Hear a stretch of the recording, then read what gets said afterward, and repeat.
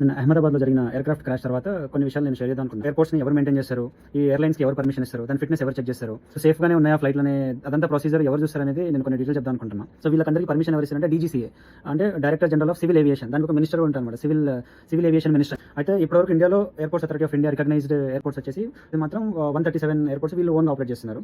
అందులో ఒక 7 ఎయిర్‌పోర్ట్స్ వచ్చేసి అదాని గ్రూప్ కూడా ఇప్పుడు కొత్తగా ఎంటర్ అయ్యారు కదా వాళ్ళు. సో ముంబై, లక్నో, మంగళూరు, గౌహతి, దాని తర్వాత నిన్న అహ్మదాబాద్ జరిగింది కూడా అదాని గ్రూప్ మెయింటైన్ చేస్తున్న airport. Combination of AI and Adani group అనమాట. మన ఫ్లైట్ ఏ లెవెల్ ఆఫ్ చెక్ చేయాలి అంటే జనరల్‌గా దానికి 4 లెవెల్ ఆఫ్ చెక్స్ ఉంటాయి అనమాట. Like check A, check B, C check or D check అని చెప్పేసి తెలిసి నేను చూసినంత వరకు అయితే కాక్పిట్‌లో పైలట్ ఉంటాడు, దాని తర్వాత ఏరోస్టేస్ ఉంటారు. ఇంకా దాని తర్వాత బయట అదే ఆపరేటర్ సంబంధించిన కొందరు ఇంజనీర్లు దాని ఫంక్షనల్ హెల్త్ చెక్స్ తీసుకొని వెళ్ళిపోతారు అనమాట. అంతే తప్ప ఏ ఇన్స్పెక్టర్ ఉండడు జనరల్‌గా. క్వాలిటీ ఆఫ్ ద ఎయిర్‌క్రాఫ్ట్స్ ఈ రోజుల్లో ఎట్లున్నాయంటే వెయిట్ తక్కువ ఉందనుకో, సో వీళ్ళకి ఫ్యూయల్ ఎఫిషియన్సీ పెరుగుతుంది కదా.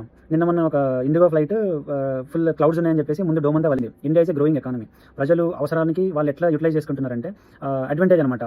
ఏం కాదు, హాఫ్ అన్ అవర్లో స్టార్ట్ అయ్యే ఫ్లైట్లు కూడా డౌట్ వచ్చి మళ్ళీ వెంటనే హాఫ్ అన్ అవర్లో ఫిల్ చేసుకొని వెళ్ళిపోయే ఫ్లైట్లు కూడా ఇప్పుడు అంత దారుణంగా తయారైపోయినాయి. అంటే సివిల్ ఏవియేషన్, డీజీసీఏ వీళ్ళ కంట్రోల్ తగ్గిపోయింది. అక్కడ పైలట్ కూర్చున్న అతనే ఇంకా దేవుడు అనుకుని చెప్పేసి అయ్యా నన్ను రీచ్ అవ్వగొట్టు అని చెప్పేసి ఫ్లైట్ ట్రావెల్ ఎందుకు చేస్తున్నావు? ఒక హాఫ్ అన్ అవర్ సేవ్ అవుతుంది, 1 అవర్ సేవ్ అవుతుంది, 2 1 డే సేవ్ అవుతుంది అని చెప్పేసి టైమింగ్స్ నా ఫ్లైట్ టికెట్ పెడతాను అనమాట. 10,000, 9,500, 800 ఫ్లైట్ టికెట్ అయింది. దాంట్లో జీఎస్టీ డైరెక్ట్ గవర్నమెంట్ పే చేసి, మరి నేను కట్టిన జీఎస్టీ లేకుండా నేను కట్టిన ట్యాక్స్ వీడికి కానీ వాడికి కానీ నాకు సేఫ్టీ ఏడుంది, ఎవరు నమ్ముకోవాలి నేను అసలు అని చెప్పేసి. ఈ ఫోటోలో ఏం జరుగుతుంది?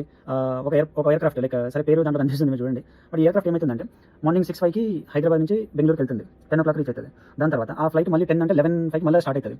అంటే ఒక 1 అవర్ లేదా 45 minutes గ్యాప్ ఉంటుంది అనమాట. దాని తర్వాత వెంటనే మళ్ళీ హైదరాబాద్కి వస్తుంది. హైదరాబాద్కి వచ్చి ఈవినింగ్ 4 o'clock రీచ్ అవుతుంది. తర్వాత ఈవినింగ్ 4 తర్వాత మళ్ళీ 6:10కి బయలుదేరుతుంది. సో వాళ్ళకి 1 అవర్ గ్యాప్ ఉంటుంది అనమాట. ఎయిర్లైన్ కంపెనీస్ ఇట్లనే ప్రాణాలతో చెలగాటం ఆడతాయి. మీకు కూడా ఏమనిపిస్తుంది కొంచెం చెప్పండి. బై.